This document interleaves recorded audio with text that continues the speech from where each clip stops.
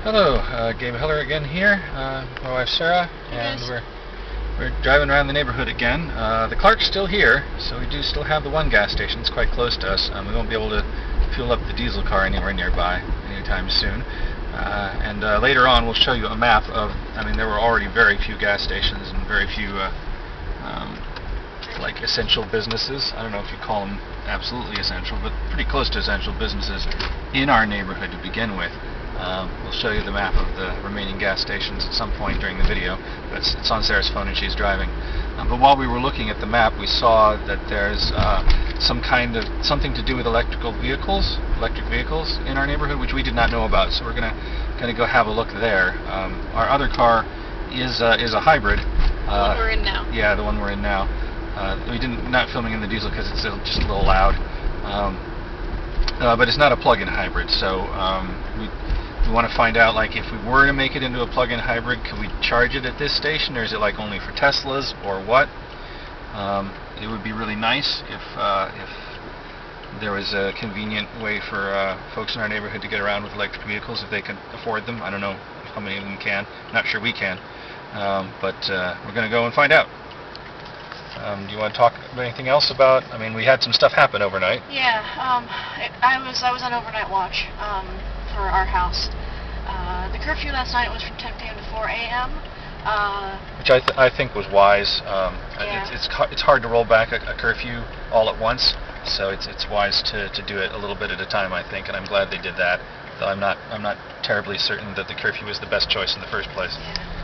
So we were talking about maybe trying to do some neighborhood watches. We know that in South Minneapolis, where the majority of the fires have been, there are neighborhood watches everywhere because there's a kind of combative attitude between protesters of every description and the police and National Guard.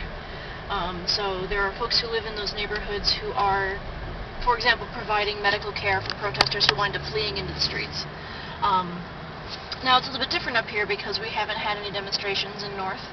Well, there might have been some down on Broadway, a small one. There may have been some on Broadway, that's true. But certainly not up by us. Yeah, we're really in the sort of deep residential part of North, which is mostly single-family homes, many of which are split into pieces and rented rather than owned by the residents. Mm-hmm. And part of why we're so concerned about our gas stations is that we don't have as many of them. There's been a lot more destruction of commercial property in South, but we have a lot less commercial property up here to start with. So losing a gas station is a big deal for us. Same goes for convenience stores, same goes for grocery stores and pharmacies. Anyway, something like 4 or 5 years ago, Gabe and I did door-to-door knocking and left letters for our neighbors trying to form some kind of like communication network. A lot of our friends in South who are homeowners have had for years, some of them decades, email lists or online groups that are just like their block or a couple of blocks together. It's not next door. It's like people who actually know each other and talk to each other. But the fact is, it just never really came together up here. No. A lot of people have moved out. A lot of new people have moved in. And a lot of people never responded to us. It is not lost on me that the people who I know in the neighborhood and who are homeowners and have been there for a long time, almost all of them are white. And our neighborhood is predominantly black. There is definitely a racial divide, and it's a renters versus owners divide, and it's a cultural divide, and it's really hard to bridge that gap because there's not a lot of trust, and I absolutely understand why there's not a lot of trust. Yeah, and it's also a neighborhood that a lot of people move to when they first move to the city, so then if things go well for them, they move to a better neighborhood, or if they go poorly, then they move out and go home. People don't stay in North for very long, a lot of them. So here we are. I just turned next to the burned out Holiday. Mm-hmm. So we're looking around for something called LifeSource. That's what it is on the map. Yeah. And it's listed as a gas station, but obviously they probably don't sell gas. But maybe they sell electric charge for electric vehicles. Okay, look. What happened? Northwind Lofts. Oh yeah, we passed them on the way. I was saying some people were trying to turn some warehouses into artist lofts. God, I guess I was driving and wasn't paying attention. I did not know those were there. Yeah, I was saying we need a little more of that in North, but not so much that it crowds out the people who who live here already. Yeah, no, that's so. North Loop is here ahead of us. North Loop rapidly gentrified in the last 10 years. It used to be the warehouse district. It used to be mostly industrial like this is, and that tells me that they are spreading the gentrification up Washington and Second. On the other hand, when Sarah wanted to get an artist studio to work in because she was having trouble working at home, we've got it set up now, but we've been having trouble setting it up for a while. She couldn't find one anywhere near us.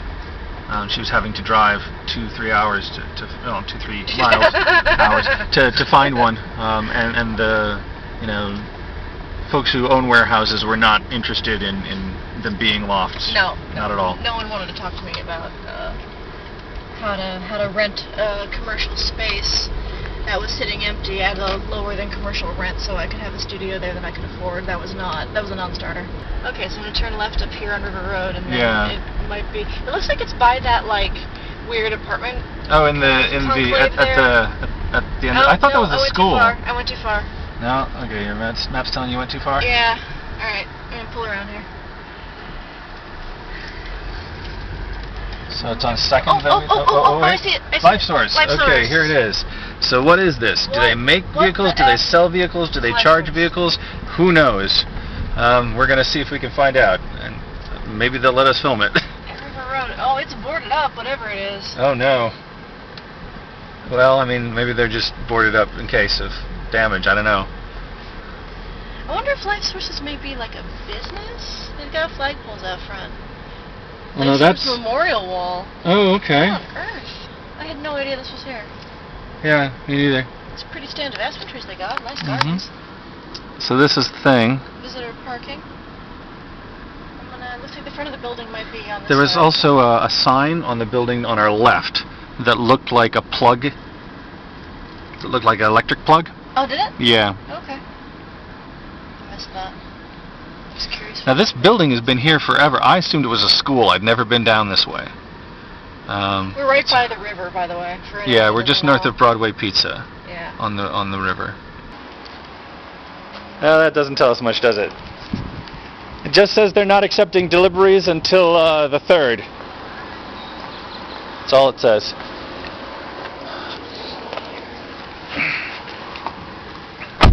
Okay, so here's a fairly complete map of all the access to transportation fuel that we have in North. Down here's where we are right now. Oops. Oh, yeah, down here's where we are right now. The Holiday, the burned out Holiday is this black symbol here. And here's where all of the North Minneapolis fires and break-ins and things have been. Is that those are the maroon colored ones and the black colored ones? The maroon colored ones are fire damage. The black fire symbols are buildings that are destroyed by fire, including the Holiday. Yeah. And then the kind of brown broken glass or the screaming, yelling icon, whatever that is break-ins. Okay. Yeah.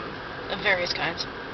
So as you can the Clark that we're concerned about is up here. It's right near us. So these are the nearest kind of conflict points that are in our neighborhood. And one of those was a gas station, right? This one was a gas station. This one obviously was the gas station. Those are the two that we looked at previously. Mom says, "Where's the activity in your neighborhood?" Full Stop Gas and Food. Looks like it's still in operation, so we might swing down there. There is a Tessero up here. Yeah, there's a train line, so you can only really get to it about half the time. It's a major train line here. They bring in a lot of the oil from the Dakotas, oil. and gas and stuff comes in through there, and it's very busy. We can't get to that one very often. See soon our other videos on trying to find radioactive fracking material on our train tracks. Yeah, we're a little concerned about that stuff. Yeah, so we have a Geiger counter, and we're going to check that out sometime later. Yeah, so that's kind of it. Like they hit this one here, that one's boarded up, but I don't think burned down. We drove by that on the first day after the riot started, but we weren't taking video at that time. So yeah, the Clark, the Tessero across the train tracks, it's not really accessible a lot of the time, and this Full Stop Gas and Food, and that is the entire access. Well, I mean, there's more on Broadway, but these are also all boarded up. That's the entire access to fuel for North Minneapolis. Yeah. Which is, I mean, I don't know percentage of the population, but Yeah. what are there, 5 major neighborhoods in Minneapolis? Yeah. So one of 5 major neighborhoods in Minneapolis has two or three functioning gas stations left. Yeah. Well, And of course, really, it's annoying that Yeah. that they're being provided by capitalists, and I can see why some people want to, damage them. But nevertheless, once you damage them, they're gone, and sometimes they don't come back. Yeah, the odds that something that burns down up here will get rebuilt is much lower than in South because of property value issues, because the neighborhood is perceived as dangerous, and yeah, I mean, I want to be really cognizant that we do not have whole blocks burned to the ground like they do in South. So the situation here is just different. Yeah. And part of why we're going to the trouble of driving around and documenting this is because there's a lot of news coverage, press coverage, neighborhood watches, people who are out taking video all over South Minneapolis right now, and there's not a lot of that up here. We had some bombings last night. There's some guys rolling around town in a red truck, throwing some kind of explosive device out of the truck. People were saying they were mortars. That's what it sounded like to me too. Yeah. Well, here's a silver sedan with no plates. Oh, well, I better film it. That's one of the. But it says Main Stop Auto Sales, so it's a new car, or at least it's pretending to be a new car at the very least. A new car. So yeah, there are 3 vehicles with descriptions that were harassing neighborhoods with explosive devices and also with gunfire. There are houses mostly like along Morgan and Newton, which is maybe half a mile, something like that, west of us. Up and down from 44th down to like 17th, 18th. There are houses that have been shot up. People are sharing photographs of the insides of their houses with bullet holes in the walls. And explosive devices and things. And there was a shooting on 39th and DuPont, which is 1 block from us last night. Sorry, buddy. Am I going too slow for you? I apologize. That's someone on our tail? Yeah, he's irritated. Yeah. Well, That's fine. a lot of people don't want to spend a lot of time in our neighborhood. Well, yeah, also folks are just freaked out and Yeah. not on their best behavior. So we've got a front door here. In person? That just says Doyle Products, but if you turn right here, it may just have been their logo that looked like it to me. Okay. Yeah, I think it was the Y on the logo Alright. that kind of looked like a plug. Yeah, it says City Desk on other side, that's all it says. Okay. Oh well, I'm sorry. That's alright. Didn't mean to. So I think... So we don't know what this place is yet. No. Eventually it might be an electric car dealership or electric car I don't... headquarters or something. I don't think that's it. I think this LifeSource building has a EV charging station for their employees somewhere. Maybe that's what it is. That is not like necessarily advertised to the public. Maybe, but somehow ended up on the map. But is on the map because someone listed it at some point. So here we have a building. It's got 1,500 square foot for rent, and like this is the kind of place that artists actually need for their studios. Yep. Not fancy converted warehouses. And I'm also like aware that gentrification has a pattern, like it has a known pattern, and part of the pattern is white, well not only white, is artists of all descriptions who usually come from more money and a different culture than the existing neighborhood move in because they can afford to live there. That's often step 1 of a gentrification process. So I really don't want to exempt the role that I and people like me play in the problems of gentrification, because it starts with awareness. I don't have an answer for it, but I definitely feel like there's a difference between people living where they can afford to live and property developers buying up cheap property and turning it into nice, spendy property to drive people out of the neighborhood. Those are... No, yeah. I mean, I don't know if their goal is to drive people out of the neighborhood, but that's what happens regardless. They're trying to make money at the very least. Yeah. Okay, so we're on Lowry now. Behind us is the Lowry Bridge over the river. And in front of us we're back in the residential parts of our neighborhood. There's some commercial along Lowry here. Yeah, Lowry is... Schools and libraries and things as well. Lowry is sort of to the north side what Lake Street is to the south side. Yeah, it runs right up the middle. It runs across the middle. East-west, right through the middle of the neighborhood. There's a lot of businesses on it. Our post office is on Lowry. Mm-hmm. Our libraries are on Lowry. Mm-hmm. A lot of our businesses are on Lowry, and it's been very quiet. I mean, Broadway is also kind of the business hub too. There's more. At Metro PCS. Yeah. They've been hitting the Metro PCS a lot. Yeah, well, maybe none of them are locally owned. Maybe, yeah, I don't know. It's not something you can franchise. I don't know. I don't know what kind of beef somebody has at Metro PCS. Or maybe they just have bad. maybe people's Metro PCS cell phones that they were trying to strain the protest with wouldn't work. Some nice graffiti that we've got here. Probably most of the stuff in South is nicer, and stuff on Broadway is. Oh shit! That's a red light. Yeah, that's red lights. Some of the stuff on Broadway is a little more impressive than what's up here. But this is the public library, I think. Looks like they're putting a new roof on that, so that's always nice. There's a break-in at the that's the little grocery that had the break-in. It's right behind us there. Now this is all very boarded up. Yeah.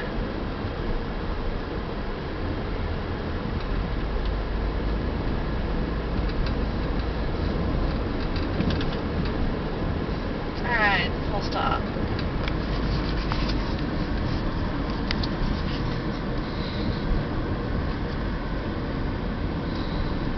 Full stop is very busy. Yep, not a surprise. Their sign has seen better days, but looks like they are still open. They're not really boarded up. Well, maybe on this end. Is that a board on the end, or is that just the building itself? I don't know. I think that's just the building itself. Might have been damaged in the past, actually, and fixed. Yep. Probably have to wait in line. Yeah. There to get much. And there's not a lot of space there either for us to wait. Oh yeah, like. Kind of. So here's Newton.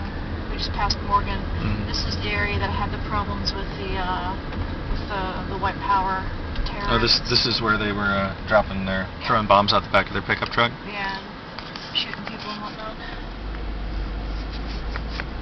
Did anyone actually get Not shot? shooting people, well, 2 people got shot near us. Yeah. We don't know if that was shooting up houses. Shooting up houses. Shooting up houses, yeah. I don't know how extensive that is. We have multiple reports, some from up on 44th and some from down at 17th. Yeah, we have descriptions of 3 different vehicles, so it may have been as few as that, but it could have been more as well. I'm not sure what this lady with the sign is. Communicate free. Oh, free food and stuff. Okay, so this must be a drop point for community resources. Okay. Looks like it's a school. I think so, yeah. They had a bunch of break-in activity down here, looks like, as well. According to the map. Is that where we are? Yeah, we just drove through that intersection with all of those markers on it. And we're headed up to this fire symbol up here. I've got a lot of folks who are texting me to be like, what does Northside need? And because we are disorganized up here, as South has been through this emergency. It's hard to get the word out from the it's people who actually need the things to the people who have the things. Yeah, so I think what I might start telling people, there's like a massive list, right, with all kinds of details. I think what I might just tell folks is that we need all the same essentials. We need diapers, we need shelf-stable food, we need hygiene, toiletries. Yeah, or maybe you should tell them we need someone to make sense of this list. Someone who's in a place where they can sleep through the night. Yeah. Looks like some people are getting their food from Schwann's. Oh gosh, I looked into working for Schwann's, and you got to have some kind of side hustle to make any kind of money driving for Schwann's. I believe that. A house for sale. Doesn't look like it was just flipped. Looks like someone's actually selling their own house. That's nice to see. Yeah.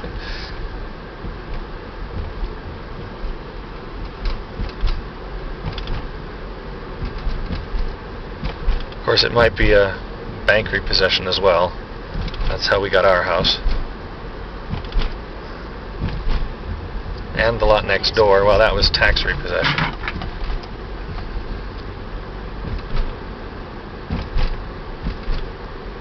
going to head over on 42nd and then loop around on 44th.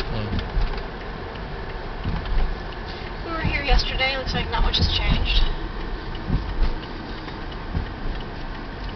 If you wanted to buy groceries in North before North Market went in, you had to come here to this Camden Mart, which is basically a convenience store. Yeah, it changed hands several times and changed what they sold. It's been basically like a drugstore or a little grocery store. You have a little deli in there. This place you could get stamps, and now, at least last time we were in there, they had like a grill in the back. Yeah. Here we have our local fake wetland. Our local holding pond. I don't know what are these called. There's an official name for this, block large ponds in the middle of cities. Really? Yeah. It's officially named Camden Central Pond, but it's part of wetland, serving the purpose that the wetlands used to serve when this was all wetland. Congregating place for wildfowl and water cleaning, stuff like that. So someone asked me, I think it was Cassie asked me, when the herons are flying overhead, where are they going? I was like, that's a good question, actually. I'm not sure. Because the heron rookery is right on the river about half a mile from us. And we do have a lot of herons flying overhead all the time. And I wonder if they're going to the pond. They might be going to the pond. They could be going to Crystal Lake. Yeah, they could. That's also kind of in that direction. Yeah. The black awning here to the left a little bit, or to my left, is Boost Mobile. I'm going to pull out of the parking lot because we're still here, they say. That's awesome. So I think this is a barber shop here on the end of the building.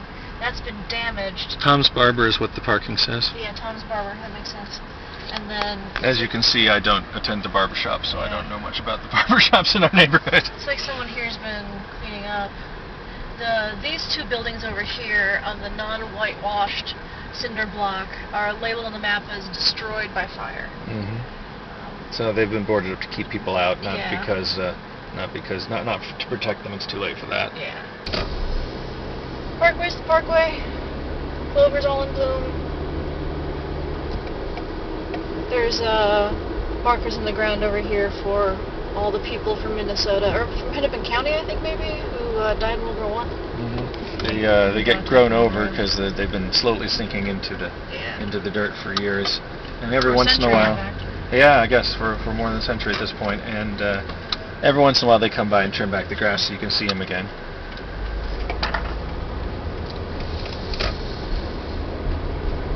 There's a big statue of Lincoln further back, put up by the D.A.R.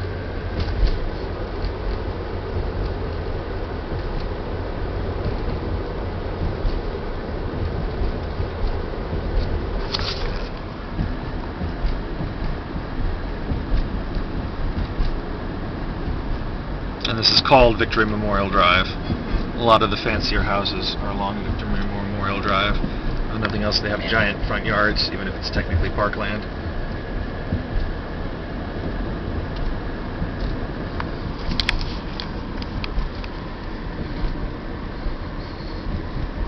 Here's your new library. I'm going to go swing by North Market, make sure everything's okay there.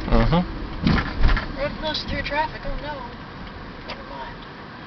That should go the next street over, I guess.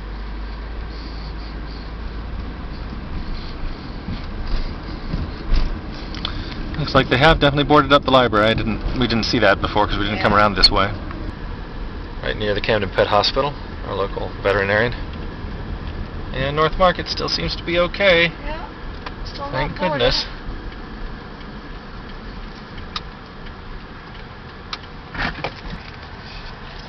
We're going to come back here tomorrow for our grocery day. Wednesday is, like we said before, is half-price produce day, which is something we really appreciate. Yeah. That's one of the biggest problems with food deserts is, sometimes there's restaurants, but it's usually just, convenience stores, so you can get chips and pop and stuff, and frozen pizzas and ice cream. Yeah, and you can go to McDonald's, but you can't can't buy fresh produce. Here's Clark. Mm-hmm. Still working. Still there. There's actually Still a pump not free boarded. at the moment. I came in. I after curfew lifted at 4 a.m. I went for a walk to see what was going on.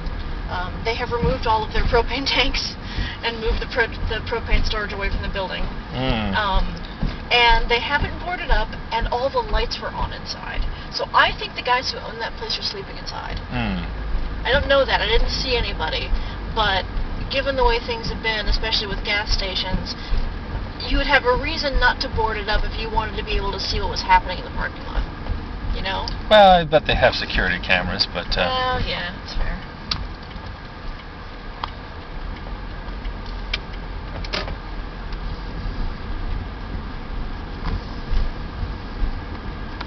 Okay, well, we're headed back to our place. This is a pretty long video. I might end up cutting it up or editing it a little bit, especially the part where we drove back to the place and it turned out to be nothing.